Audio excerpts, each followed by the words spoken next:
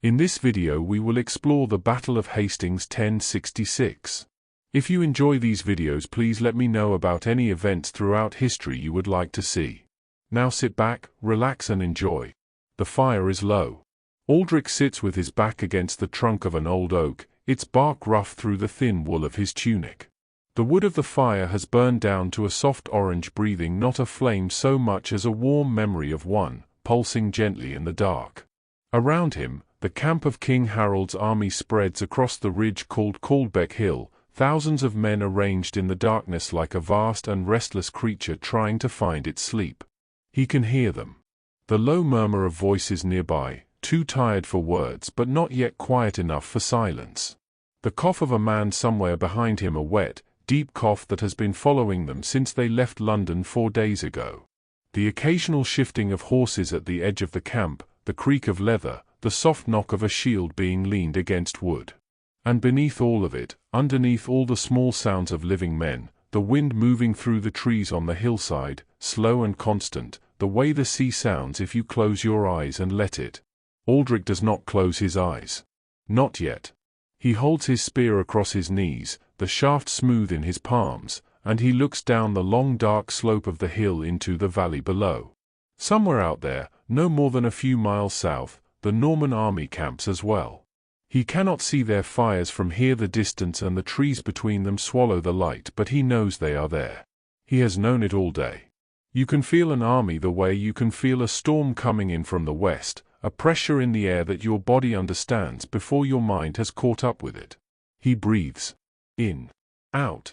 The breath makes a thin mist in the October cold, and he watches it rise and dissolve against the dark sky. The stars are out tonight. That is something. A clear sky means no rain, and no rain means the ground will hold its form in the morning, which the men on the ridge, the shield wall men, the foot soldiers, are grateful for. Rain turns a hillside into treachery. He heard older men saying so on the march. Pray for clear skies, they said. Pray the ground stays firm. He had prayed.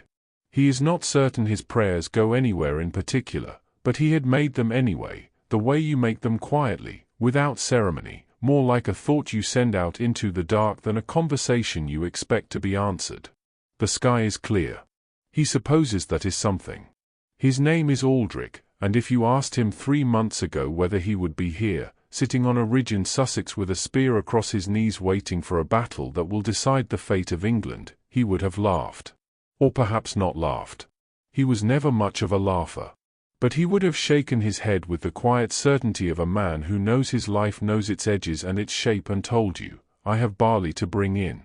I have a roof that needs repairing before the cold comes. I have a daughter who is just now learning to walk without falling, and every evening she reaches her arms up to me when I come in from the field, and that is the whole world. That is the whole world. And then the call came.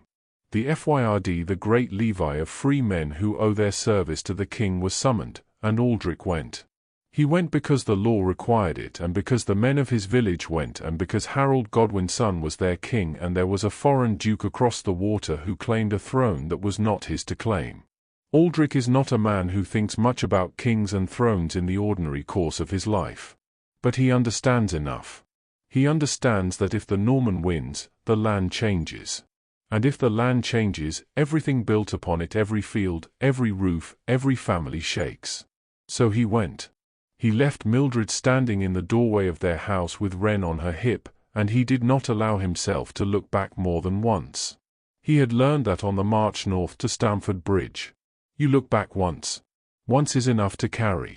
More than once and the weight of it bends you. He looked back once. Mildred raised her hand. He turned north. The fire breathes. Beside him, close enough that their shoulders nearly touch, a man named Godwin sleeps. Godwin is from a village 2 valleys east of Aldrich's. They had not known each other before the march, but the road makes its own kind of kinship, and now Aldrich cannot imagine the past weeks without him. Godwin is older, perhaps 40, with a grey-streaked beard and the broad, unhurried movements of a man comfortable in his body. He has been in a FYRD before, he said once, offhand, as though it were a minor thing. He had served against a Welsh raiding party years ago, up near the border. He had not said much more about it, and Aldrich had not asked. Godwin sleeps the way he does most things, steadily, without drama. His chest rises and falls. His hands are loose at his sides. He has a way of sleeping that Aldrich has come to find oddly reassuring, as though the world cannot be entirely dangerous if a man like Godwin can simply close his eyes and go under. Aldrich envies him. He is not afraid, exactly. Or rather, he is afraid, but the fear has been with him so long now that it has changed shape. In the early days of the march, the fear had been sharp and immediate, a cold spike through the chest whenever he thought too directly about what was coming. But weeks of marching and the hard, violent clarity of Stamford Bridge had worn it down into something flatter and more constant, less a spike now and more a low ache, the way an old wound aches in cold weather. You learn to carry it. It becomes part of how you breathe. He shifts against the oak. The bark presses its rough pattern into his back. He looks at the stars. There is a particular quality to the sky in the hour before midnight that is different from any other part of the night. The darkness deepens. That is the only way to describe it, as though the night reaches its fullest expression, its most complete and settled darkness, before it begins the long slow withdrawal toward morning. The stars seem closer in that hour. Steadier. Aldrich does not know the names of most of them, only the ones his father taught him, the plough and the bright northern star that a man can navigate by, but he has always found something in them that steadies him. Something in their constancy. They were here before him. They will be here after. He wonders if Mildred is looking at them now. She sometimes did, in the evenings before sleep. She would stand at the door of the house and look up, not for long, just a moment, as though checking that they were still there. He had asked her once what she was looking for, and she had said without pausing to think about it, nothing. "I just like to remember how large everything is." He had not entirely understood it then. He thinks he understands it better now. Everything is very large. England is very large. He knows that now, having walked so much of it in so short a time. The world that Harold and the Norman Duke are contesting is vast, and Aldrich is a very small figure within it, one man among many thousands on a ridge in October with a painted shield and a spear and tired feet. And yet the small things hold. Mildred at the door. Wren's arms reaching up. The smell of barley drying in the barn. The particular creak of the third step on the ladder to the sleeping loft. These things are small, but they are not diminished by the largeness of everything else. They are exactly as large as they need to be. He carries them with him. Down the length of every road, they come. Someone nearby stirs, a young man, perhaps 16, who has been trying to sleep for an hour and cannot. Aldrich has noticed him without meaning to, the way you notice small sounds in the dark. The boy, he does not know his name, sits up, wraps his cloak more tightly around his shoulders, stares into the low fire. Aldrich says nothing. Sometimes silence is the right company. The boy stares into the fire for a long while, then very quietly lies back down. Aldrich watches the tension leave his body by degrees, shoulders first, then jaw, then hands. The way cold water slowly goes still after you've disturbed it. It takes a long time. But it happens. Everything quiets.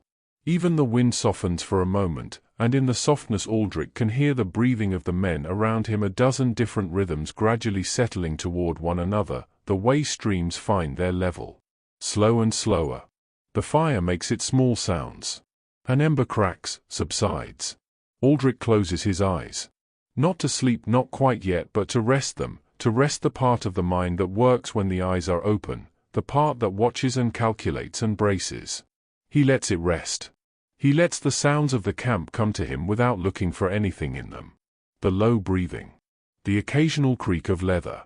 The trees on the hillside, bending and recovering in the wind, the endless patient sound of England going on around him regardless. He thinks of the field in spring. The smell of turned earth. The way light comes flat and gold across the barley in the last hour of afternoon. He lets himself be there for a moment. Just a moment. Tomorrow will come on its own terms. He cannot hasten it or hold it back. The Norman army is in the valley below, and when morning breaks they will come up the slope. The reports say so, the scouts have said so, the Huscarls who speak in low voices near Harold's banner have said so, and the shield wall will hold the ridge, and men will do what men do when there is nowhere left to reason and only the body and its choices remain. He knows this. He accepts it the way you accept weather. But that is tomorrow. Tonight, for now, there is the oak against his back and the low fire and the stars and the sound of 10,000 men breathing in the dark on a hillside in Sussex, and somewhere impossibly far to the north and west, a woman standing in a doorway, a child on her hip, looking up. Aldrich of Winchcombe breathes in, out, and the night holds him gently, the way all great dark things hold the small bright ones that shelter within them without preference, without cruelty, simply and completely. He breathes. The fire breathes. The camp breathes. And the stars keep their ancient, unhurried watch over all of it. Sleep, when it came, was shallow. Not the deep restoring darkness that Aldrich knew from home, from the sleeping loft above the fire, Mildred warm beside him, Wren's small breathing audible through the partition, but something thinner. A half-sleep, a leaning against the edge of unconsciousness without ever quite going over it. The kind of rest where you are aware, distantly, of the sounds around you continuing, the wind, the occasional voice, the horses, and yet your body is somewhere else for a while, somewhere quieter, and when it returns it brings with it no dream you can name, only a faint residue of warmth, like the last heat held in a stone after the sun has moved on. He woke before the dawn. He knew it before he opened his eyes, the way the body knows. The cold had deepened, the particular cold of the last hour before light, when the night has given everything it has and the day has not yet begun to offer anything in return. It is the coldest hour. The most complete. He opened his eyes. The fire was ash now, grey and faintly luminous in the darkness, as though holding the memory of flame without the fact of it. Around him the camp was stirring, not with urgency, not yet, but with the slow compelled movement of men whose bodies have decided that sleep is finished whether the mind agrees or not. Shapes resolving out of the dark. The sound of cloaks being pulled closer. Someone a few yards away clearing their throat with the careful, private sound of a man who does not wish to disturb those still sleeping. Godwin was already awake. He sat as Aldrich had last seen him, upright, hands loose on his knees, looking out toward the valley. He had not moved, or if he had returned precisely to where he began, and in the grey pre-dawn he looked like something carved, patient and permanent. "You sleep?" Aldrich asked him, his voice low and rough from disuse. "Some," Godwin said. He did not look over. Aldrich nodded, though Godwin couldn't see it.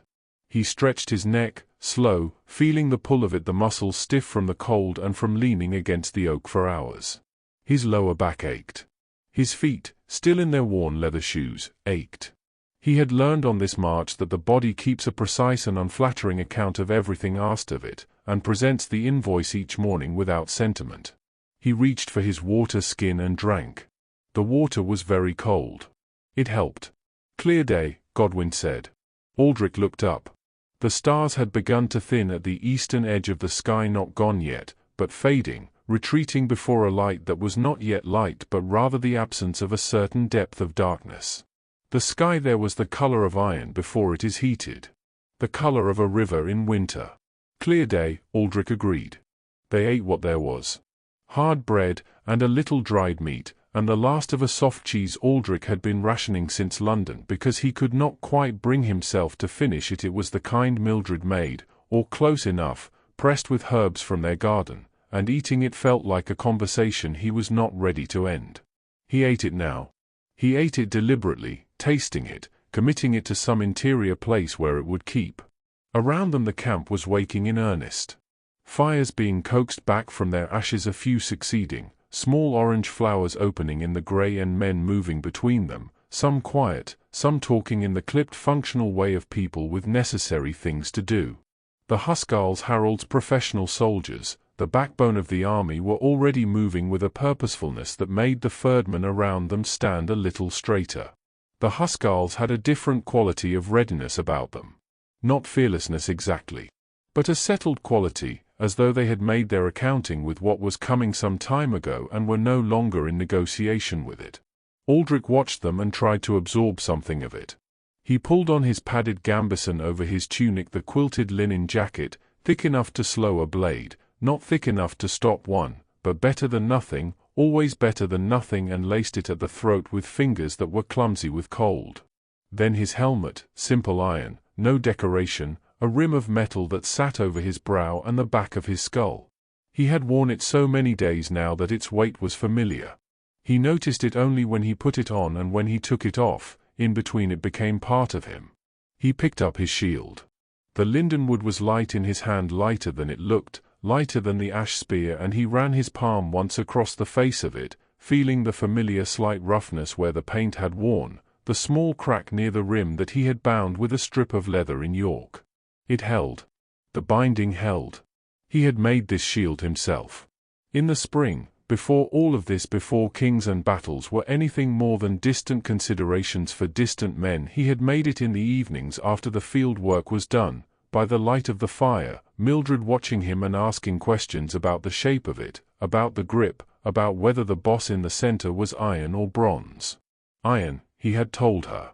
Good, she had said, in the way she said things she meant entirely. Good. He held the shield now on his left arm, settled it into the familiar position, and the weight of it was not a burden but a steadying. A presence. He thought of her hands on it, turning it over, examining the boss with her thumb. He was ready. Or he was as ready as he was going to be. The light came slowly. That is the thing about dawn in October, it does not arrive so much as accumulate, grey layering over grey, the world revealing itself in increments as though uncertain whether to commit. The valley below emerged first as a suggestion, a darker darkness that gradually differentiated itself from the sky above it, taking on texture and depth, tree shapes becoming distinct from the general mass, the ground revealing its contours. Aldrich could see the slope below them now. The long gradual fall of the hill, the rougher ground in the lower part where the marshier land began, the rise on the far side. And there, on the far slope and in the valley floor. Movement. It was too far still for faces or detail. Only shapes, resolving and multiplying as the light grew, the Norman army organizing itself, the distant ant-like movement of thousands of men preparing. He watched it and felt his heart adjust its rhythm, not racing, not yet, but shifting, the way a fire shifts when you add wood. There they are, Godwin said. There they are, Aldrich said. For a moment neither of them spoke. They watched the valley the way you watch weather coming across an open field, with attention, and with a kind of resignation that is not the same as defeat but is its neighbor. It is the feeling of having made all the preparations available to you and arriving at the moment where preparation ends and something else begins. All along the ridge, men were seeing what they were seeing. The camp's murmur changed register. You could hear it, the shift from the sounds of morning routine to something quieter and more concentrated. The sharpening of attention passing through thousands of men at once. The orders came down through the ranks in the way orders always do, from the Huskarls nearest Harold, to the Thegns, to the men they commanded, passed along in low voices and practical words. No ceremony. No great speeches, not yet, not here among the common men. Only the shape of what was needed, form up on the ridge. Shield wall. Spear line. Hold the high ground. Hold the high ground. Aldrich had heard this phrase many times on the march south. It was the strategy, the whole of it, and it was a good strategy because it was simple and because simplicity survives the chaos that complex things do not. The Norman Duke William, they called him, William the Bastard, would have to come up the slope to reach them. An army coming uphill is slower, more exposed. Every man fighting downhill has an advantage of gravity, of leverage, of the simple geometry of standing above what threatens you. This is where they would stand. This ridge. This ground. Aldrich took his place in the line.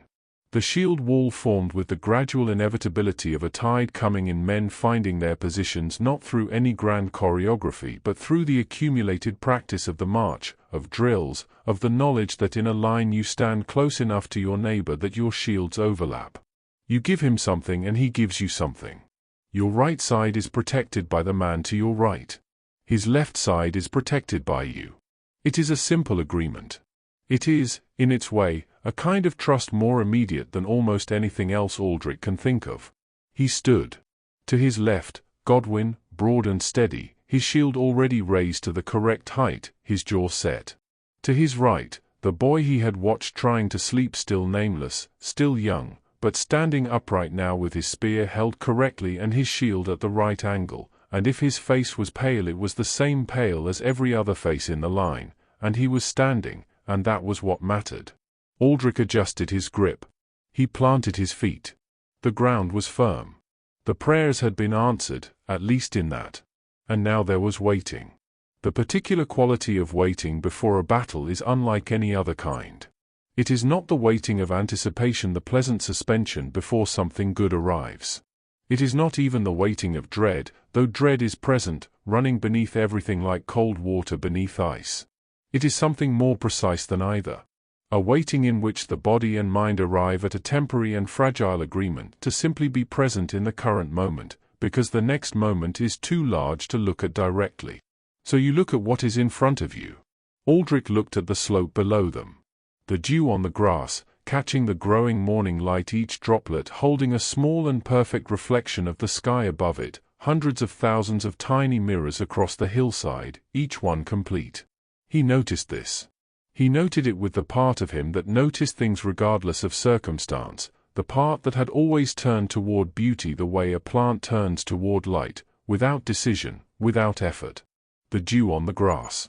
The sky overhead, fully light now, a pale and washed-out blue with high thin cloud moving slowly from the west. Clean air with a bite of cold in it. The smell of the earth. He breathed it. Beside him, Godwin was still. The boy to his right was still. The whole long line of them was still, thousands of men on a ridge, shields raised, spears leveled, and if you had looked at them from a distance from across the valley, say, from where the Norman Duke was now marshalling his own great force, you would have seen a wall. Not men. A wall. The ridge and the wall growing from it, the shields interlocked like scales on a great creature. England, Aldrich thought. Not a grand thought. Not a speechmaker's thought. Just England. The word for the ground beneath his feet and everything that grew from it. The word for the field and the barley and the house with the third step that creaked and the woman who stood in the doorway and looked at the stars to remember how large everything was. He planted his feet more firmly. The dew caught the light. And from the valley below, faint but unmistakable, rising on the still October air, came the first sound of drums. It began as a feeling before it was a sound, a vibration at the edge of perception, something the chest registered before the ears did. Then it resolved into itself, the deep rhythmic pulse of Norman drums, distant and slow, one beat and another, methodical, without hurry.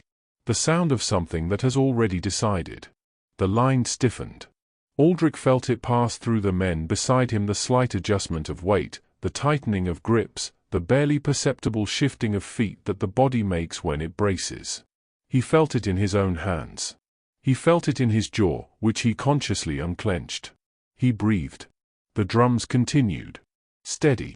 Patient. Growing, by degrees so small you could not mark any single moment of increase, only notice that it was louder than it had been and would be louder still. Aldrich of Winchcombe stood on the ridge at Senlac Hill, in the county of Sussex, in the Kingdom of England, on the morning of the 14th of October in the year of our Lord 1066. He was 23 years old. He had walked 300 miles in a month. His feet were calloused and his back ached, and he was a farmer, not a soldier, except that this morning he was both. He held his shield. He held his spear. He looked down the slope at the approaching shapes of men he had never wronged and who had never wronged him, moving up toward him through the October morning with drums and banners and the slow terrible purpose of an army that has crossed a sea to take what it believes it is owed. He thought of Wren. Her arms reaching up. He thought, hold. And he held. The drums did not stop. They grew, and kept growing, and there came a point Aldrich could not have said exactly when, at which they were no longer a distant thing but a present one, no longer something heard across a valley but something felt inside the chest, the way thunder is felt when it is directly overhead. A pressure. A weight of sound that the body had no choice but to receive. And then beneath the drums, other sounds. The low continuous sound of thousands of men in motion, the creak and clank of armor and equipment, the shuffle of feet through grass, the breathing of a great collective body moving with purpose up a slope. It was not loud, not yet, but it was vast, and vastness has its own kind of volume. You feel it the way you feel the movement of deep water, not on the surface but in the current underneath. Aldrich watched them come. The Norman infantry had the slope now. He could see them clearly in the full morning light, the front ranks resolving into individual men as the distance closed, each one distinct and specific in the way that people become specific when they are close enough to be dangerous. He could see their shields, kite-shaped, longer than his own, covering more of the body. He could see their helmets catching the pale light. He could see, though he tried not to look at it directly, the horizontal line of their speartips moving in rough unison as they climbed, a rippling brightness like sunlight on broken water. They were shouting now. The battle cry of the Norman army rose from the valley and climbed the hill ahead of the men themselves. Die you aid. Die you aid. God help us, or God aid us, depending on how you heard it, a sound that was half prayer and half threat and was meant, Aldrich understood, to do exactly what it was doing to the men in the line around him, to make the waiting feel like falling, to make the ground beneath your feet feel less certain. He set his jaw. All along the English ridge, voices answered. UT, UT, UT, out, out, out. The English war cry, simple and hard, a word that meant nothing complicated, only, you do not belong here. The sound of it, hundreds of voices and then thousands, rising from the line, surprised Aldrich. Surprised him not with its volume but with what happened to him when he added his own voice to it. Something shifted. The isolation of standing inside his own fear broke open, replaced by something collective, something larger than any one man's courage. He was not Aldrich alone. He was the line. He was the ridge and every man standing on it, and they were all one thing together, one answer to one question. UT, UT, UT. The sound rolled down the slope like a wave going the wrong way. And then there was no more time for sound. The first Norman ranks hit the shield wall. The noise of it was not what Aldrich had expected. He had imagined in the abstract, in the cold nights when his mind went where it should not, something overwhelming, a single great crash, like a tree falling. But it was not like that. It was more like the sound of a storm hitting a building, not one sound but many, continuous and overlapping, shield against shield, spear against wood, the grunt and cry of men engaging their whole bodies in a single violent moment, the wet flat thud of impacts he did not want to identify, and beneath all of it the screaming that he had also not properly imagined, the way it came from everywhere and nowhere, the way it did not sound like the voices of men he might know but like some other register of the human animal, something that existed below language. He did not have time to absorb it. Because they were on him. A Norman soldier, a man perhaps a little older than himself, dark-bearded, his mouth open in a cry Aldrich could not hear over the general noise, hit Aldrich's shield with his own, and the impact went through Aldrich's arm and into his shoulder and down his spine, a ringing collision of linden wood and force, and he stepped back half a step before he caught himself and pressed forward again, the way he had been told, always press forward, give no ground, the wall gives no ground. He pressed forward. He felt Godwin pressing forward on his left, and the unnamed boy on his right, and the man behind him adding his weight, one hand flat on Aldrich's back, pushing, the whole line behind him like a wave leaning into the one in front. This was the shield wall. Not glory. Not individual combat. Mass and weight and the refusal to yield, bodies pressed together in a single great argument about which direction the line would move. The Norman pushed. Aldrich pushed back. His teeth were clenched so hard his jaw ached. His shield arm burned from shoulder to wrist, a deep muscle burn, the kind that comes from holding something heavy in one position past the point where the body would naturally release. He held. He looked over the rim of his shield and the Norman soldier looked back at him, and for one peculiar suspended moment, a moment that seemed to exist outside the chaos on either side of it, quiet and very clear, they simply looked at each other. A man. Just a man. Dark eyes, wide, the same fear in them that Aldrich supposed was in his own.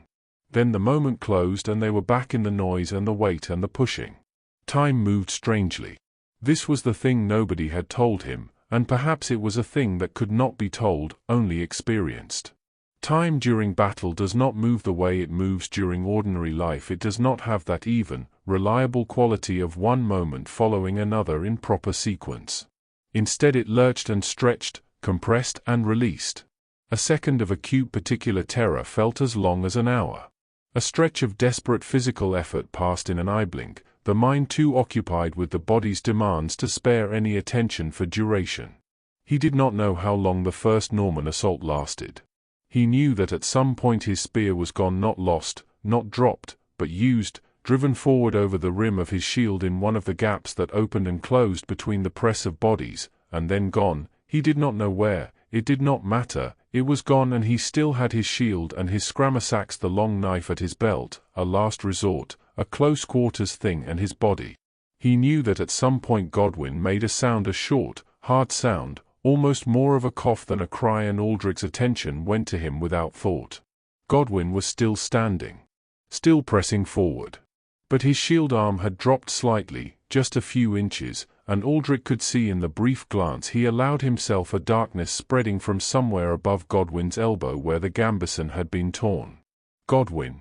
"I'm standing," Godwin said, through his teeth. His shield came back up. He was standing. That was the accounting. That was all the accounting there was time for. There are moments, inside the chaos of a great press of men, where a small and unexpected stillness opens, not a true stillness, not a pause in the violence, but a pocket of slightly reduced intensity, a place where for a few seconds the crush is lighter and the noise is 1 degree less absolute, and the body, recognizing the opportunity, takes a long raw breath. Aldrich found one of these pockets. He breathed. His body told him, in the detailed and urgent language that bodies use when they are past the point of social convention, exactly what it felt: the screaming ache of his left arm, the shield still hanging from it by the grip, and the leather strap, heavier now than it had ever felt, as though the wood had absorbed something of the morning's weight. The trembling of his legs, not weakness, or not only weakness, but the particular trembling of muscles held at maximum tension for an extended time, the fine involuntary shaking of something drawn too tight.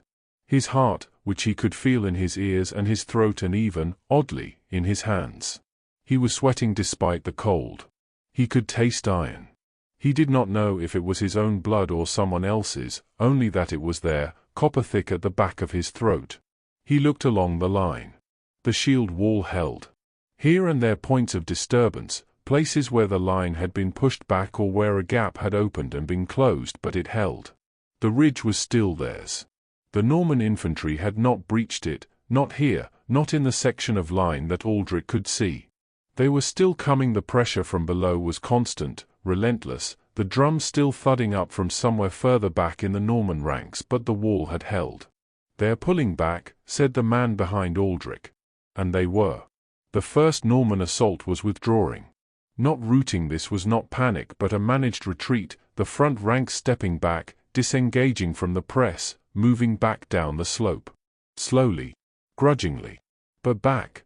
A sound ran through the English line. Not quite a cheer, not quite a shout, something more animal and less considered than either, a release of pressure that had been building through the whole of the assault, a sound that had relief in it and triumph, but also something ragged, something that acknowledged without saying so the cost of the last hour, or however long it had been. Aldrich let out a long breath. His shield arm dropped to his side, the weight of the shield pulling it down, and he let it hang for a moment, just a moment, his muscles releasing their locked tension one fiber at a time, the trembling intensifying briefly as they did and then slowly, very slowly beginning to subside. He was still standing. He was still standing. He turned to Godwin.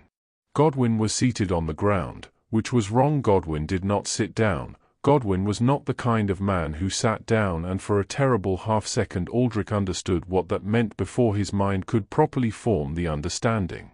Then he saw that Godwin was sitting deliberately, controlled, his good arm pressed against the wound above his elbow, his face grey-white and tight, his breathing steady in the deliberate way of someone who is managing something. Aldrich knelt beside him. "Let me see." "It's not deep," Godwin said. "Let me see." Godwin moved his arm. The cut was long, but Godwin was right, not deep, a blade that had found the gap in his gambeson and drawn across the muscle without going fully through it. It bled freely, the way arm wounds do, but it was not the catastrophic bleeding of something severed. Aldrich tore a strip from the hem of his undershirt. The linen came away easily, as though it had been waiting for exactly this purpose, and bound it around the wound, pulling it tight the way he knew to do from years of minor injuries on the farm, from cuts and crushings and the everyday violence of agricultural life. Godwin bore it without sound. "You'll need that arm," Aldrich said. "I know it. Can you lift the shield?" Godwin considered this seriously, as he considered everything. He raised his shield arm, slowly, and the shield came up to the right height, and only the slight tightening around his eyes showed what it cost him. "I can lift it," he said. The boy, still nameless, had not been touched. He stood a few feet away, staring down the slope at the retreating Normans, his chest heaving, his spear still in his hand. Aldrich looked at him for a moment. The boy's face had changed.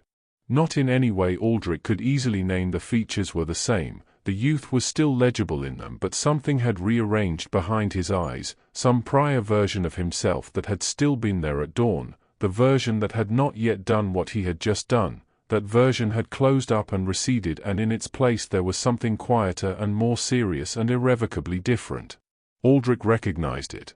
He had felt it happening in himself and had not been able to watch it from the outside, but he recognized it in the boy the way you recognize a road you've traveled in someone else's description of it. "You're all right," Aldrich said. Not a question. A statement.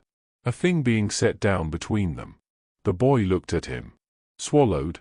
"Yes," he said. All along the ridge, the English line was using the pause in the way men learn to use pauses quickly, practically, without sentiment. Water skins passing between hands. Wounds being checked.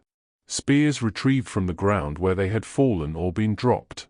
The dead being moved not far, only enough to keep the ground clear, to keep the line from tripping on what had been men a few minutes ago. This was done with a rough tenderness, quickly, the hands of the living on the bodies of the dead carrying a knowledge that did not need to be spoken. Aldrich retrieved a spear from the ground near his feet.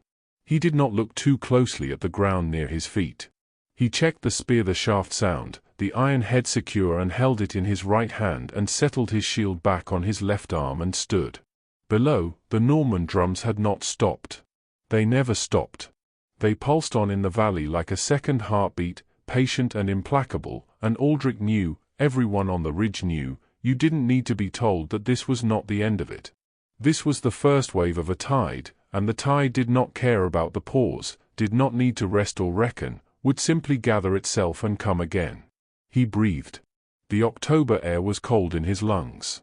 It tasted of grass and turned earth and, faintly, of smoke from somewhere downwind.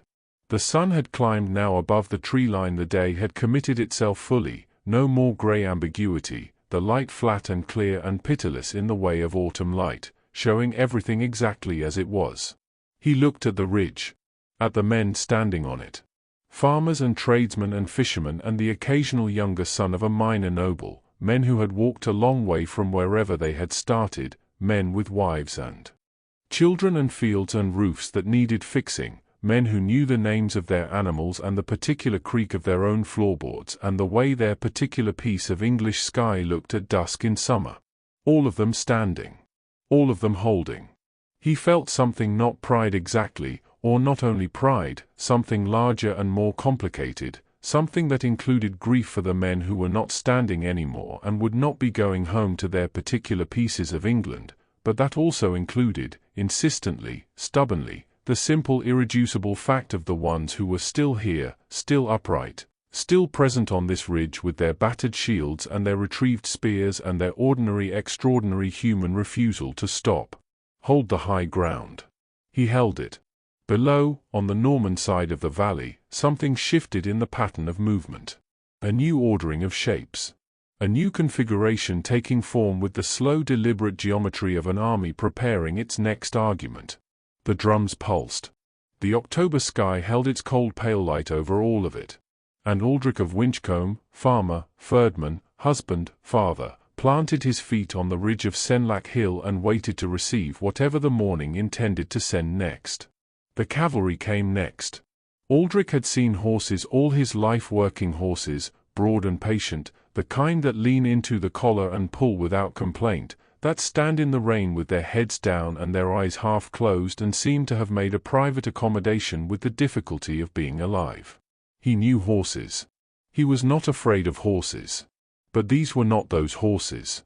These came down from the Norman flank and swept in an arc toward the English line with a sound that had no equivalent in anything. Aldrich had experienced the thunder of it, the ground shudder of hundreds of horses at speed, a vibration that came up through the soles of his feet and through his legs and into his chest and nested there alongside his heartbeat. And the horses themselves, huge, armored at the chest and forehead, their eyes wide and showing white at the edges, their mouths open, and on each one a Norman knight with a lance levelled or a sword raised, and the whole arrangement coming at a speed that the mind understood intellectually but that the body, standing in the path of it, struggled to fully believe. The line held. This was the instruction and this was the agreement and this was what they did. They held, they locked shields, they lowered spears toward the oncoming mass, and the horses, which were large and fast and terrifying, were not suicidal. The horses did not want to run onto the spear line any more than the men behind the spears wanted them to. At the last moment, a moment so last that Aldrich's vision had narrowed to a single horse, a single knight, a single iron point coming toward his face, they broke. They wheeled. They struck at the edges, at the gaps, at the places where the line was thinner, and the sounds from those places were sounds that Aldrich's mind noted and then carefully set aside, because there was no room in the present moment to receive them fully, and a man could only process so much before he stopped being able to function at all. He held. He held. And then they pulled back, regrouped, and came again. This was the pattern of the middle of the battle, and the middle of the battle was long. Longer than the morning had prepared him for. The assault and the withdrawal and the reassembly and the assault again. The Norman army did not have the English limitation of a fixed position, could maneuver and reorder and find new angles of approach, and so the morning wore on in this terrible rhythm, wave and pause and wave again, each wave leaving the ridge a little more depleted, the line a little thinner in places, the men standing in it a little more hollowed by fatigue. Fatigue, Aldrich found, was its own kind of adversary. Not like the Norman infantry, not like the cavalry, nothing so dramatic or so legible as those, but persistent, accumulating, working at him from the inside in a way that nothing external could entirely reach.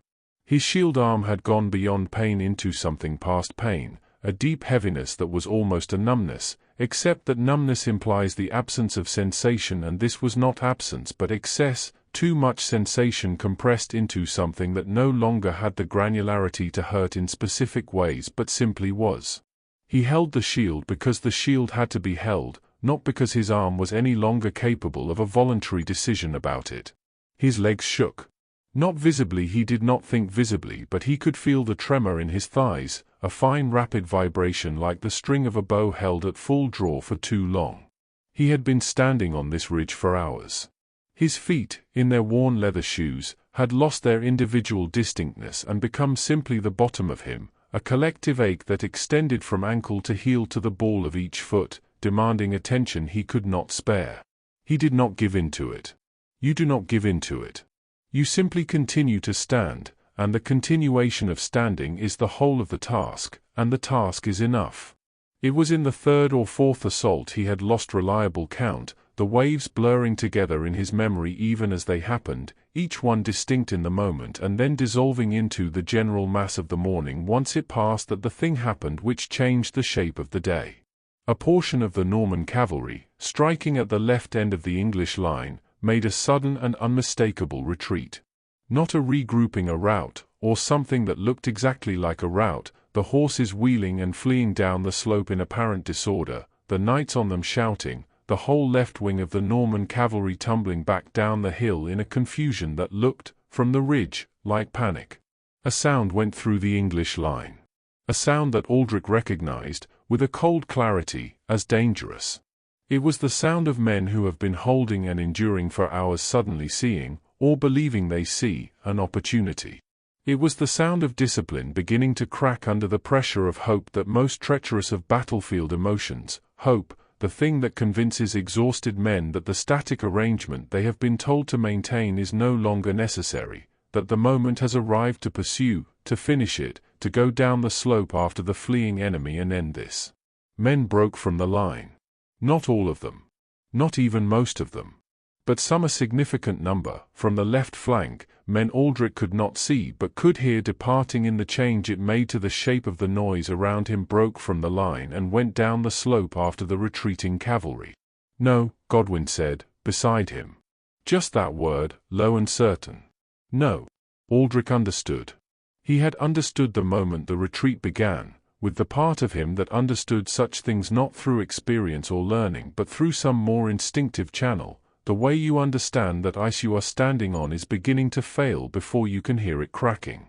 The retreat was a feint. The Norman Duke was not a man who routed. The retreat was a feint, and the men going down the slope after it were going to find out what it felt like to be cavalry at the bottom of a hill with the ground leveling out beneath you and nowhere to go that the horses could not follow. The screaming from the left flank, when it came, confirmed it. The Norman cavalry had turned. Reformed on flat ground where their advantage was complete and terrible, and swept back up to meet the men who had broken from the line and come down to them. And what happened to those men was swift and without complexity. Aldrich did not look. He kept his eyes on the slope in front of him, where another Norman advance was already forming, already beginning to climb toward them, using the chaos of the feigned retreat and its aftermath as cover for a fresh assault on the center. "Hold," said a voice somewhere to his right, a Huskarl, one of Harold's professionals, his voice carrying the particular quality of absolute authority. "Hold the line." Aldrich held the line. The gap left by the men who had broken was filled. Other men stepped sideways, compressed the space, the wall reformed, not as strong as it had been, not as deep, but a wall still, and a wall was what was needed, and a wall was what they made. Aldrich found himself now standing closer to the Huskarl than he had been before. A man named, someone had once told him, Leofric, though Aldrich had never spoken to him directly. Leofric was perhaps 35, built like a millstone, with a long axe in both hands and a serenity about him in battle that was deeply strange to witness. Not the serenity of a man who felt no fear, but the serenity of a man whose fear had been fully integrated into his function, who had made such complete room for it that it no longer required management. He fought with a fluency that was almost graceful, the long axe moving in arcs that seemed unhurried even though they were not, each movement connected to the next with an economy that spoke of years, of repetition, of a body that had made these movements so many times that they had become a kind of grammar, unconscious and fluent. Aldrich watched him between engagements and felt something complicated. Admiration. A kind of envy, not of the man's violence but of his ease within it. And also quietly, underneath the other things, a gratitude for his presence. For the fact of this man standing on this ridge. It helped. It helped to stand near someone who had found, by whatever road they had traveled, a way to do this terrible thing without being destroyed by it. He wondered if Leofric went home afterward in other battles, in the years before this one, and sat at his own fire and was quiet for a long time. He suspected so. He suspected that the ease in battle was real, and also that it was not the whole truth of the man, that the whole truth was more complicated and was kept somewhere private, like most true things. The sun moved. This was the measure of the day that Aldrich kept returning to the sun, which moved in its indifferent arc regardless of what was happening beneath it, climbing toward its pale October noon and beginning the long descent toward the southwest. He checked it the way a farmer checks it, a habit so deep it required no decision: the angle of shadow, the quality of light, the position against the high thin cloud. Mid-morning had become late morning, and late morning had become noon, and noon was becoming, by degrees, something past noon. They had been fighting for hours. He knew this in his body more than in his mind. His body was a careful archivist of the day's events, recording them in the language of tissue and bone. The shield arm, a history of impact and resistance and maintained position. His right hand, calloused already but newly blistered at the webbing between thumb and forefinger from the grip of the spear shaft. A cut on his cheekbone. He had not felt it happen, only noticed it later when the blood reached his jaw, and even then had not had time to address it.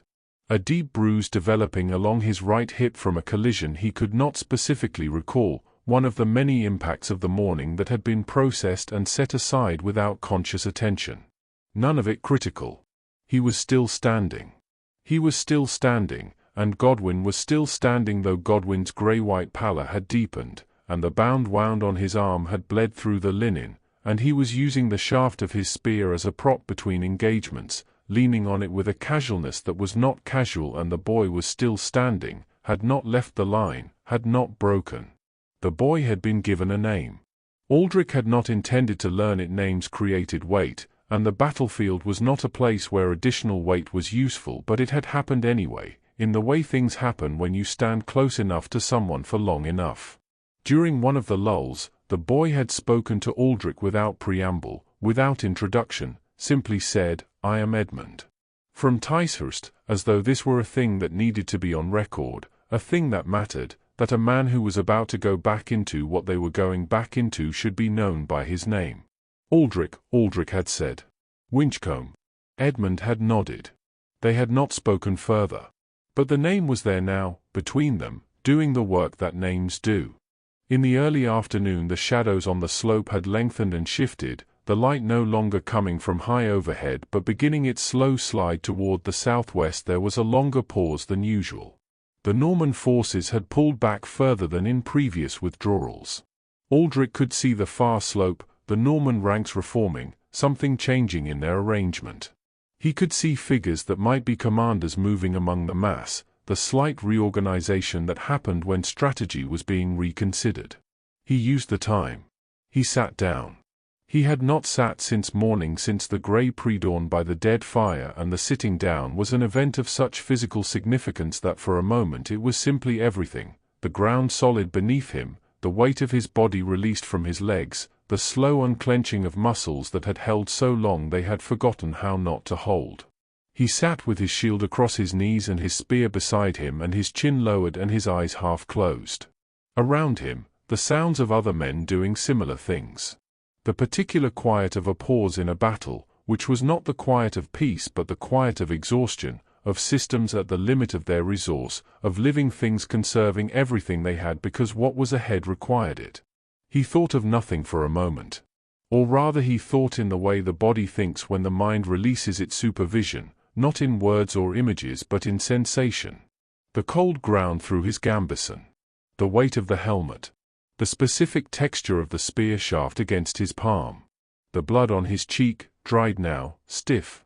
The taste of iron still, and underneath it the water he had drunk at the last pause, and underneath that, somehow, improbably, the flavor of the cheese from this morning, the herb-pressed cheese from Mildred's hands. He stayed there. He allowed himself, for these minutes that the Norman Duke was using to reconsider, to be a body at rest on a cold hillside in October, nothing more, nothing less. It was enough. It was almost enough. Edmund sat beside him. The boy, he was not a boy anymore, not quite. Something in the past hours had moved him across a line that had no name, sat beside him and drew his knees up and folded his arms across them and put his forehead down onto his arms. Not sleeping. Just inside himself for a moment. Aldrich understood. He put one hand on Edmund's shoulder. Just briefly. Just a touch, the weight of a hand, the human signal that says, "I see you, you are not alone in this, you are holding up, it is real, it is hard, and you are holding up." He had not planned it. It was simply the thing the moment required. Edmund did not lift his head. But his shoulders, which had been very slightly raised, the subtle constant bracing of a man who has been in danger for many hours, came down, just a little. Just a little. Aldrich withdrew his hand. Godwin, seated on Aldrich's other side, was cleaning his wound with water from his skin, rebinding it with the careful attention of a man who is not panicking and is not pretending not to be panicking, but has simply decided that the wound is a practical problem and practical problems have practical solutions, and that is all it is. His face was still too pale. His movements were precise and deliberate in a way that spoke of compensation, the body working around pain by removing everything careless from its motion. "Next one will be harder," he said, without looking up from the binding. He was not catastrophizing. He was stating the arithmetic of the afternoon. The English line had fewer men than it had had this morning. The Norman army had taken losses but was still large and still organized and still had cavalry and still had the whole of the evening, if needed. The next assault would be harder because the wall was thinner and they were more tired, and naming this was simply the act of a man who preferred to stand inside the truth of a situation rather than be surprised by it. "Yes," Aldrich said. "We hold anyway," Godwin said. "Yes," Aldrich said. Godwin finished binding the wound, pulled the knot tight with his teeth, lowered his arm, and looked out at the Norman lines with the flat, steady gaze of a man who has long since made his decision and is no longer in the business of revisiting it. Below, the drums began again. Of course they did. They always began again. Aldrich stood up. It took more effort than sitting down had. The pause had been long enough for his muscles to begin to stiffen. The body, given an inch of rest, immediately begins the work of acknowledging its damage, begins the long bureaucratic process of repair that requires stillness and time, and neither of which were going to be available, and so standing required a deliberate uncurling, a sequence of small private negotiations with his own body. The legs. The back. The shield arm, last of all, which he raised slowly to the correct height and held there while the muscles screamed their objection, and then, with no ceremony, accepted the arrangement. He was standing. Edmund stood beside him. Godwin stood beside him. All along the ridge, the same men emerging from their brief seated interval, retrieving spears and checking grips and settling helmets and doing the small preparatory things that the body does when it has decided, again, to continue. The Norman army was moving up the slope. The drum said so. The vibration through the ground said so.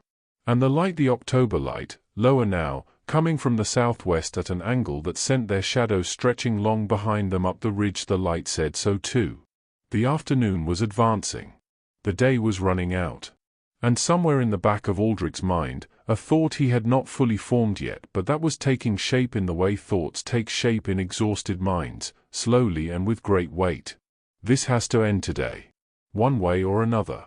This has to end today. He lifted his shield. He set his feet.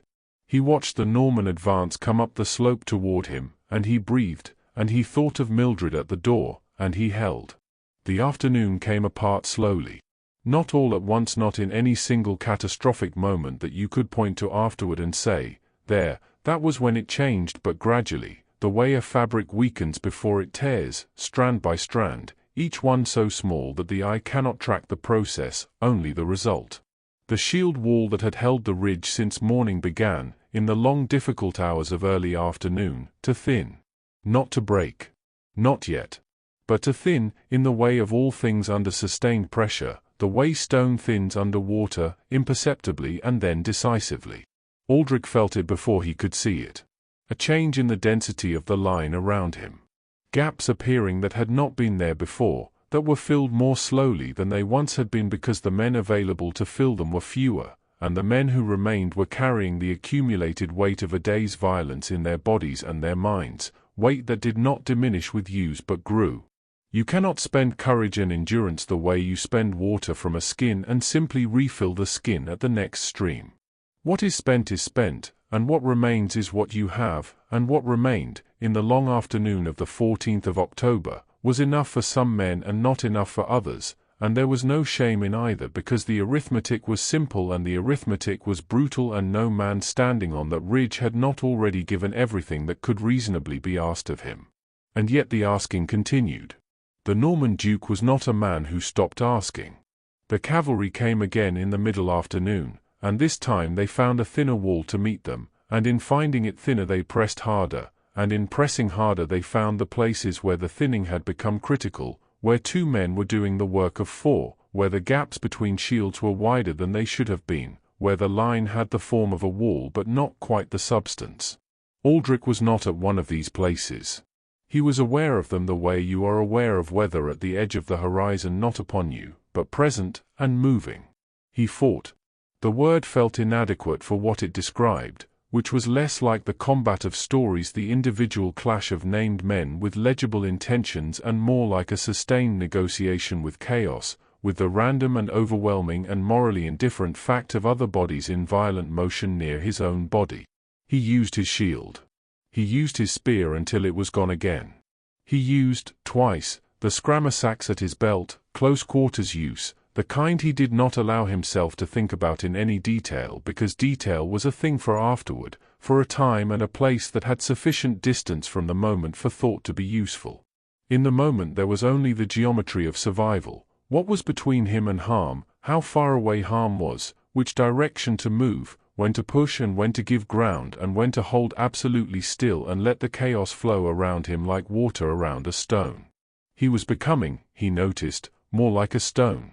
Not through any hardening of the spirit. He did not feel harder, felt if anything scraped thinner, more exposed than when the morning started, but through a kind of radical simplification, the non-essential things falling away one by one until what remained was very basic and very clear. Stand.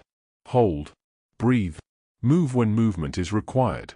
Be still when stillness is required. And underneath all of it, beneath every decision and every action, a single thread running back through the whole of the day to the oak tree and the dead fire and the stars. Keep being the person who goes home. Just that. Keep being the person who goes home. Godwin fell in the mid-afternoon. Not to a wound or not to a new one. The arm had been bleeding all day, slowly, through the rebinding and the assault and the pause and the assault again, the body making its quiet subtraction over hours, and at some point the subtraction became significant enough that the body, which had been compensating without complaint, simply reached the limit of its compensation. Aldrich was not beside him when it happened. He had moved several feet to the right during the last press, and when he was able to look again Godwin was on one knee, his shield arm down, the broad steady figure that had been the fixed point of Aldrich's left side since morning now reduced by the simple physics of blood loss to something smaller and less certain. He went to him. He crouched beside him and put a hand on his arm, the good arm, the right arm, the one that still had strength, and Godwin looked at him with eyes that were very clear and also very tired, the clarity of a man who has no more energy for anything except the truth. "I'm done standing," Godwin said. 3 words. No apology in them, no shame, no drama. A simple statement of fact from a man who dealt in simple statements of fact. "All right," Aldrich said. He helped him back from the line, other men making room, parting, closing behind him, and sat him against the slope of the ridge, the bank of earth that ran along the crest, and made sure his back was supported and his good hand was pressed against the wound and his legs were out in front of him. Godwin looked up at him. "You're still standing," he said. "Yes." "Good." And then, with the same unhurried settledness with which he did everything, Godwin closed his eyes. Not dead. Aldrich could see his chest moving, the slow deliberate rise and fall of a man conserving, but gone from the battle, gone from the line, the day's demand on him concluded. Aldrich stood. He turned back to the line. He found his place. The afternoon deepened. The light, which had been moving since noon toward its autumn diminishment, began in earnest its descent. The shadows on the slope stretched and merged, the sharp edges of things softening as the angle of the sun flattened and the quality of the light shifted from the hard clear illumination of midday to the amber, slightly hazy light of a day running out. The Norman banners on the far slope caught this light and held it in a way that made them look, from a distance, almost beautiful, the gold and the deep red, the embroidered shapes, all of it lit from a low angle that had no interest in what it was illuminating, only in the illuminating. And then the light changed again. And kept changing.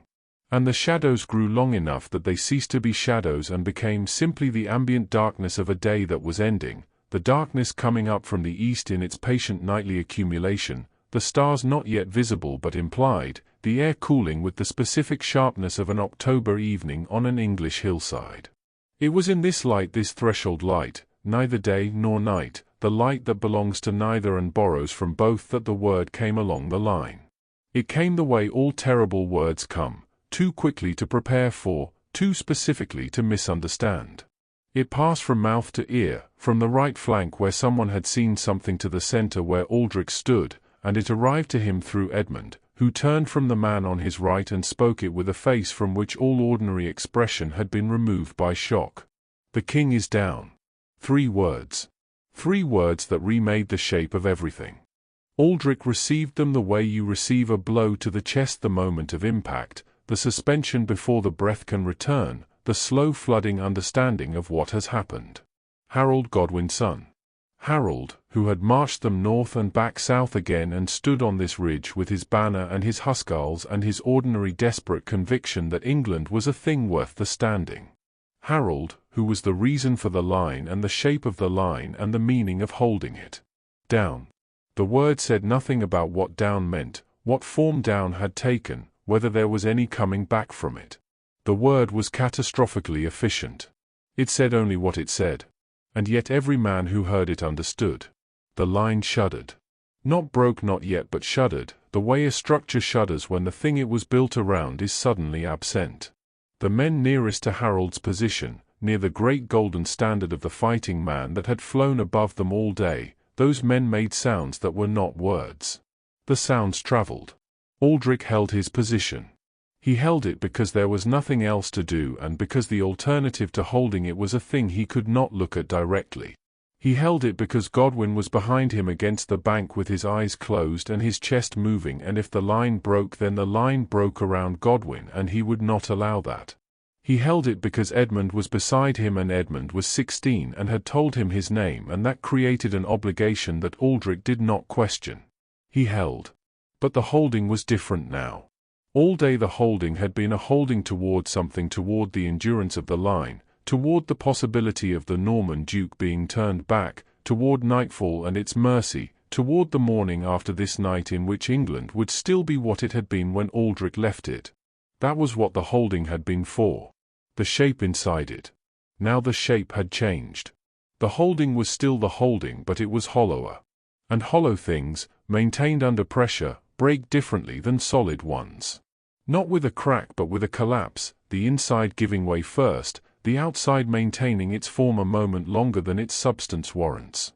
All along the ridge, Aldrich could hear the collapse beginning. The left flank first, the sound of men who have decided that the thing they were holding for is gone, the sound of formation dissolving into individuals, each one making the calculation that has been forbidden all day and is now, in the absence of a king and a banner and a shape to fight inside, being made. The calculation of survival. Run or stay, and what does staying achieve? Aldrich did not run. He was not brave, or he was not only brave, there was a simpler reason. He did not know which way to run. He had been on this ridge all day, and the day had narrowed his world to the line and the slope below it and the small geography of the men immediately around him, and the idea of turning from all of that and moving in a direction that was away toward what, through what, by what road, to what end was a more complex task than his exhausted mind could manage. So he stood. He stood while the line unraveled around him. He stood while men moved past him going backward, some running, some walking with the last dignity of men who have decided to leave but will not be seen fleeing. He stood while the Norman cavalry, sensing the dissolution of the English line the way predators sense the moment a prey animal stops running and becomes something else, began their final advance up the slope with a confidence that was different from anything earlier in the day, the confidence of something already concluded. Edmund stood beside him. He had not left. Aldrich looked at him, really looked, the way you look at someone when you want to know what is actually true about them, when you want to see them clearly before the light is gone. Edmund looked back.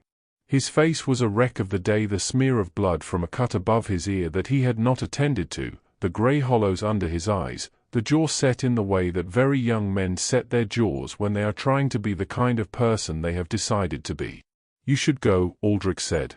Edmund shook his head. Not with drama. Just a small certain movement of the head, the same movement Aldrich imagined on the face of anyone who had been given a piece of advice that they had already considered and already rejected before it was offered. Aldrich looked at him a moment longer. "All right," he said. The last light. It came in at a very low angle now, nearly horizontal, the sun almost at the tree line to the southwest, the sky above it beginning to go the deep aching blue of early evening. The battlefield, in this light, was a different place from the battlefield of the morning. The morning had been a place of lines and formations, of structure and intention. The evening was something else, the structure gone, the intention dissolved, the field now occupied by the remnants of a day's violence, the physical evidence of everything that had happened since dawn, and moving through it the Norman cavalry completing their work with the unhurried thoroughness of people who know the outcome has been decided. Aldrich watched them coming. He felt something, standing there in the last light with Edmund beside him and the ridge that had been England's all day now becoming something else. He felt, and this surprised him, the surprise of it was itself a kind of gift, something very quiet. Not peace. Not acceptance, not in any easy sense. But a quieting. The thing that comes when all the noise of possibility has been spent and what remains is simply what is, without the surrounding pressure of what might have been or what was hoped for. What was? A hillside in October. The smell of cold grass and turned earth and smoke. The last light on the Norman banners, still beautiful, still indifferent to what they meant. The stars beginning, at the very top of the darkening sky, to appear. One. Then another. Then a third, faint and then certain, occupying their permanent positions in the permanent dark with a patience that had been waiting all day, all year, all the years of all the men who had stood on any hill beneath them and looked up. He thought of Mildred. He thought of Wren. He thought of the third step on the sleeping loft ladder and the way it sounded in the dark and how he had always meant to fix it and had not. He thought, I would very much like to fix that step. The Norman cavalry was close now. Aldrich turned to Edmund. Listen to me, he said. His voice was very steady. The steadiness surprised him and he decided not to examine it. There is no line left to hold. You understand that? There is nothing left that your staying achieves. You are 16 years old and you are from Ticehurst and you have stood all day and no man can ask more than that. Edmund looked at him. Go, Aldrich said. Go east. Keep to the trees. Follow the stars north and west when it's dark enough. Don't take the roads until morning. A long moment. Edmund's jaw tightened. What about you? He said. Aldrich looked at him steadily. And then, and this also surprised him, the loosening of it, the arrival of it at this particular moment, he almost smiled. Not fully. But the shape of it, the beginning of it, at the corner of his mouth. I am going to see to Godwin first, he said. And then I am going to follow exactly the same instructions I just gave you. Another moment. Edmund looked at him for a long time. Then he did something unexpected. He gripped Aldrich's forearm, the grip that men use when they want to shake hands but want it to mean more than a handshake, forearm to forearm, the grip of soldiers and of parting. Aldrich gripped back. Aldrich of Winchcombe, Edmund said. Edmund of Ticehurst, Aldrich said. And Edmund turned, and went, and was swallowed by the dimness of the tree line to the north, and was gone. Aldrich went to Godwin. He was where he had left him, against the bank of the ridge. Still breathing. Eyes closed. The color in his face no better but no worse than it had been, and the wound, when Aldrich checked it with careful hands in the failing light, had slowed its bleeding. The body's own stubborn insistence on continuing. He got Godwin's good arm over his shoulder. Godwin roused not fully, but enough. His eyes opened partway. He looked at Aldrich with the slightly unfocused clarity of a man coming back from a long way. Battle's over, Aldrich said. A pause. Which way? Godwin said. Our way, Aldrich said. He got him upright. It took time and it was not graceful, and Godwin made, once, a sharp sound through his teeth that he immediately swallowed, and then they were standing, the two of them, at the top of the ridge in the last of the light, with the Norman advance moving through the remains of the day below and behind them. Aldrich looked north. The sky there was darker, the first stars clear, and beneath the stars the shape of the trees and the roads that led away from this hillside into the rest of England, the large, patient, ongoing England that had been here before this day and would be here after it, however changed, however different in the ways that mattered to kings and their thrones. He adjusted Godwin's weight on his shoulder. He put one foot in front of the other. He walked north. Behind him, the last light left the hill at Senlac entirely, and the Battle of the 14th of October was over, and the dark came down over it complete and quiet and without judgment, the way all darkness comes, holding everything equally, the living and the dead, the won and the lost, the broken and the whole, all of it gathered into the same deep night. He walked. One step. And another. The dark came down completely. Not the deep black of a moonless sky. There was a moon tonight, thin and new, a pale suggestion of itself low on the western horizon, enough to give the world its edges back without illuminating it, enough to turn the road ahead into a ribbon of slightly lesser darkness winding away through the trees. Enough. It was enough. Aldrich had walked by worse light than this, had walked by no light at all on the march south when the column moved in the hours before dawn and the road was only the sound of feet ahead and behind you and the faith that they were going somewhere. He walked by the moon. He walked by the stars. Godwin walked beside him, or mostly beside him, his weight still partly on Aldrich's shoulder in the stretches where the ground was rough or where the arm needed holding, but increasingly on his own feet as the night air and the movement worked something loose in him, woke something that the long still hours against the bank had quieted. He did not speak much. Neither did Aldrich. The silence between them was not the silence of men who have nothing to say but of men who have too much, and have agreed, without saying so, to let it settle before they attempt to put words to it. Some things need to be carried for a while before they can be looked at. They both understood this. The battlefield fell behind them. Not quickly, you cannot leave a thing like that quickly. It follows you through the dark in ways that are not physical, in ways that the body knows even when the mind is trying to be practical about roads and direction and the particular sound of Godwin's breathing, but steadily. With each step the sounds of it receded, the distant voices of the Norman army, the occasional clank and movement of a force securing a field it had won, the fires that had begun to appear across the far slope, small and numerous, the domestic aftermath of violence. These things grew smaller as Aldrich walked and smaller still, and then were swallowed by the distance and the dark and the trees, and then there was only the road. Just the road. And the dark on either side of it, and the moon at the edge of the sky, and the stars. He found himself thinking about the road itself. It was an old road, older than the battle, older than Harold's England, older perhaps than the English language, one of those worn paths through the landscape that accumulate over centuries of feet, finding the easiest way between two places, not surveyed or planned but discovered, the path of least resistance through the shape of the land. It had been here when Aldrich was born. It would be here when he was not. It did not know what day it was or what had happened on the hill to the south of it. It knew only the logic of the land: follow the ridge, avoid the wet ground, find the ford at the river bend. He found this thought calming. Unreasonably so, perhaps, but he was past the point of requiring reasons from himself. The road was the road. It went where it went. He put his feet on it and it carried him. They stopped after what Aldrich estimated was 2 hours of walking. The moon had moved, the stars had rotated slightly in their great slow wheel, and his legs were speaking to him in a register that suggested strongly that stopping was not optional but necessary. They stopped at the edge of a small wood, off the road, where the roots of an old beech tree had made a kind of natural seat, the ground between them smooth and dry, sheltered from the wind by the trunk and by the density of the wood behind.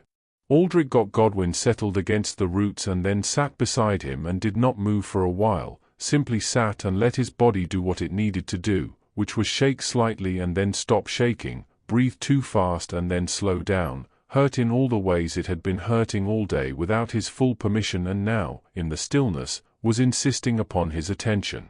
He let it. He did not fight it or dismiss it. He sat with the pain the way you sit with rain, acknowledging it, not pretending it wasn't happening, but not, either, allowing it to be the whole of the experience. The rain and also the smell of rain. The pain and also the beech root, solid and cold and real beneath him. The pain and also the stars visible through a gap in the canopy overhead, the same stars they had always been, occupying the same positions they had occupied this morning and would occupy tomorrow, the great patient arrangement of them unchanged by the day's events. He looked at them for a long time. The stars looked back, or seemed to, in the way that vast indifferent things seem personal in moments of extreme smallness. "How far do you think?" Godwin said. His voice was rough but present.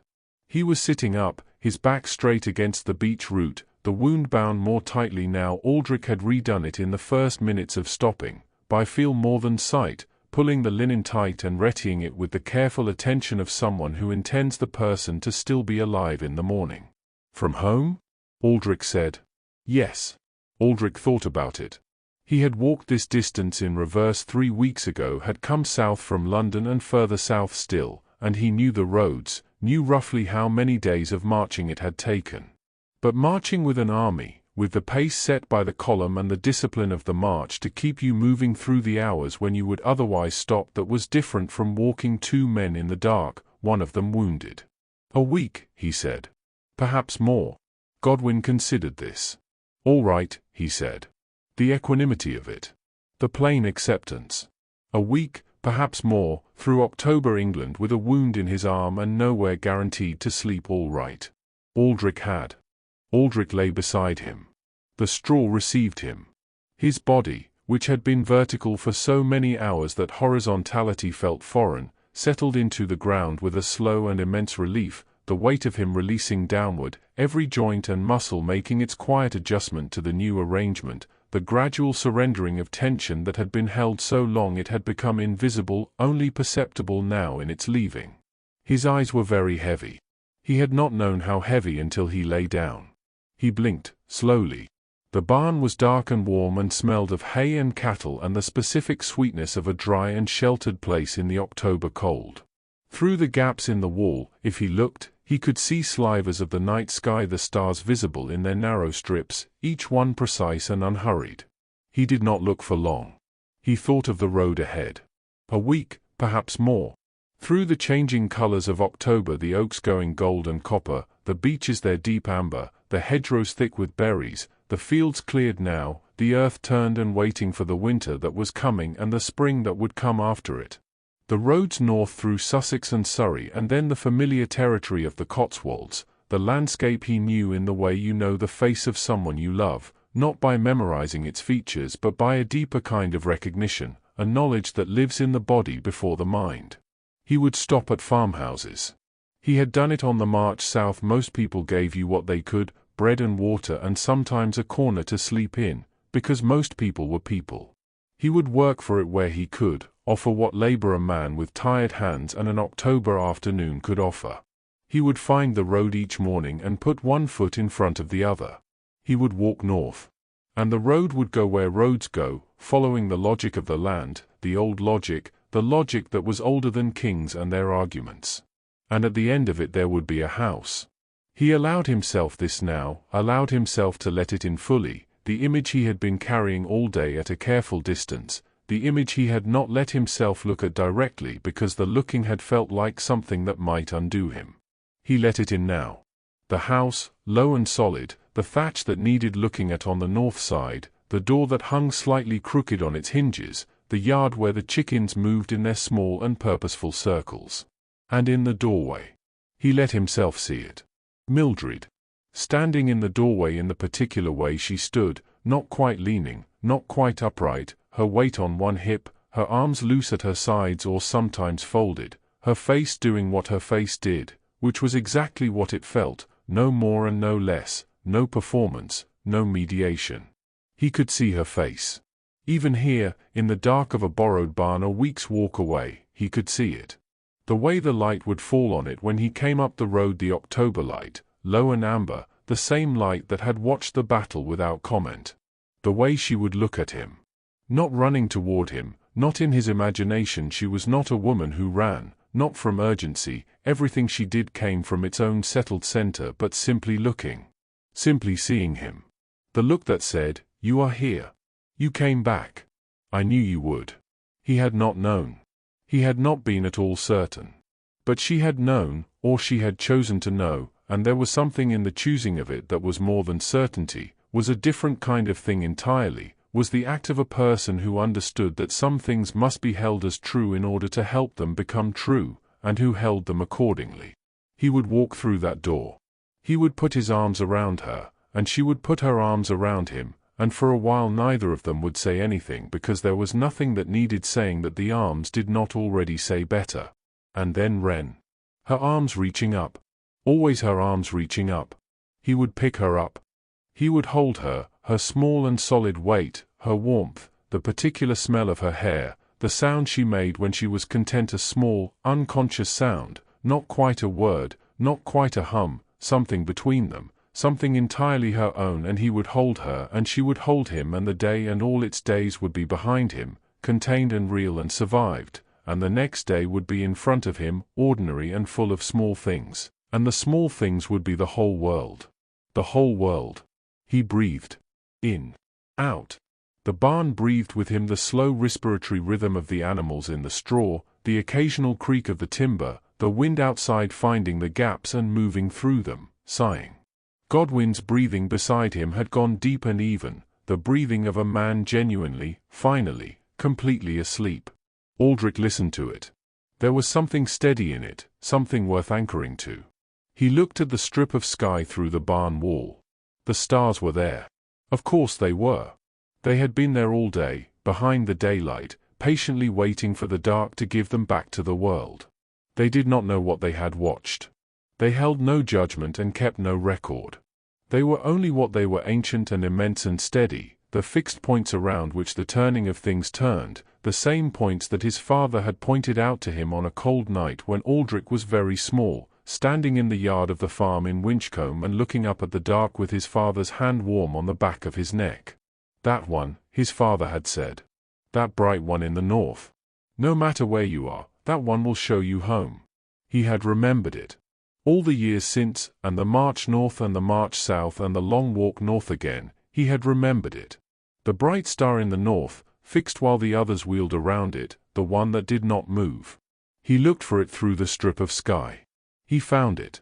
Steady and clear and exactly where it had always been, where it would always be, burning its cold bright light above England and above Normandy and above every road and ridge and field between them, above everything that men made and unmade in their brief and passionate time on the earth.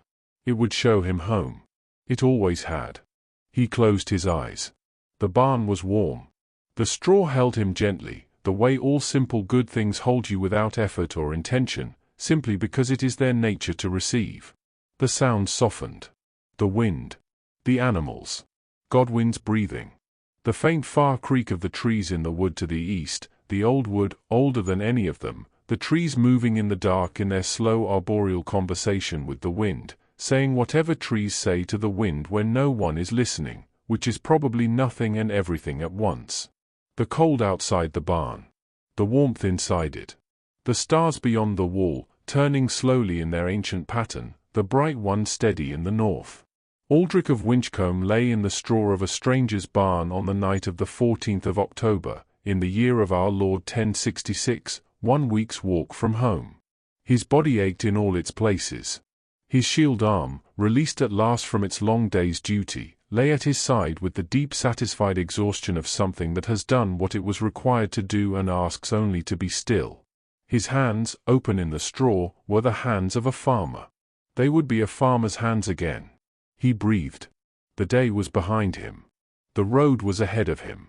And in between, held in the warm dark of the barn, in the straw, in the sound of Godwin's breathing and the far creak of the trees and the patient light of the stars, there was only this breath, and this one.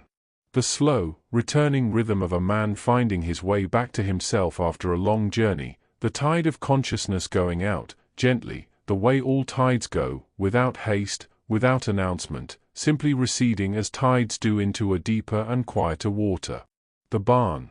The straw. The stars. His hands, open. Her face. Wren's arms reaching up.